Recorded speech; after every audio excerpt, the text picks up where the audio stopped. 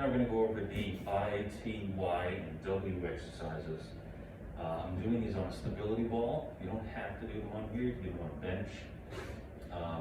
You know, on the stability ball, you've got this little bit of an unstable surface here, so you can help a little bit more control in trunk activation, core muscles, and things like that. It's not imperative though, if I want the focus to be on middle traps, lower traps, rotator cuff, all those things.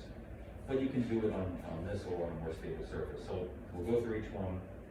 I, T, W, Y. I'm not using weights, but you can get the motion down. So for the I, my arms are at my sides. As we typically talk about, this is not the exercise. Not a lot of humeral extension. I don't want to lose thoracic extension either. So it looks like this. As I come up, I'm accentuating middle lower traps. I can extend a little bit through my thoracic spine, that cobra position we talked about. See how that feels when you do these on your own. But you can see I'm not here, I'm not shrugging, okay? I'm not hugging my arms tight to my side either. Doing that is going to get a lot of lat activation. I could get a downward rotation of the scapula. So I'm not squeezing my arms here. I'm holding them fairly close, but I'm not squeezing them too tight. Next up is the T. This is the T exercise. My arms are here. Thumbs are up to the ceiling.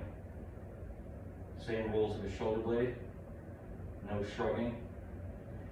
Some people end up doing something like this. It's somewhere in between an I and a T. So try to encourage them, if they have the proper mobility, to really stay roughly at 90 degrees of abduction. Thumbs up to the ceiling. Next one is the W. Elbows are bent, arms are externally rotated. Similar motion in the shoulder blades.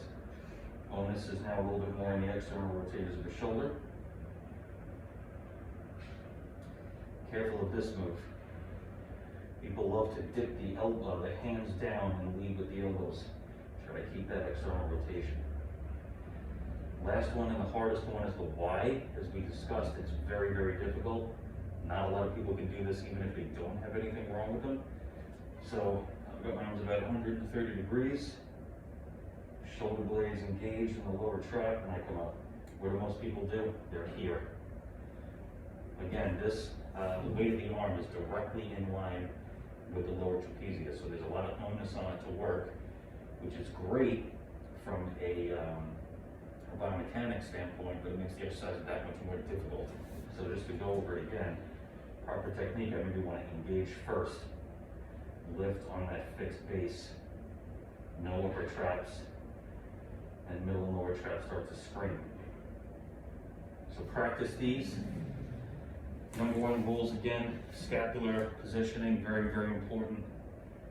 Making sure that the humerus is not leading the way. The humerus is really only a conduit through which you're getting the scapular muscles and the rotator cuff to work. It's not the driver of the exercise.